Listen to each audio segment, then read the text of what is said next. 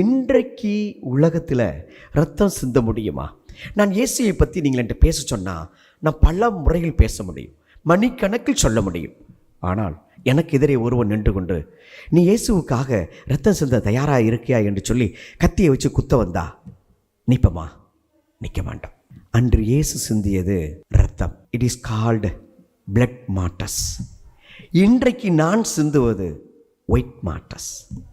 இரத்தம் சிந்தாத ஒரு வேத சாட்சியாக ஒவ்வொரு குருவும் ஒவ்வொரு துறவியும் ஒவ்வொருவரும் வாழ்ந்து கொண்டோம். ஒரு கிறிஸ்தவன் கூட அப்படித்தான் வாழுகிறான், இரத்தம் சிந்துவதில் அல்ல. ஆனால் ஆண்டவருடைய வார்த்தைக்கு மாறாக நான் நடந்து சென்றேன் என்றால் இரத்தத்தை சிந்துகிறேன்.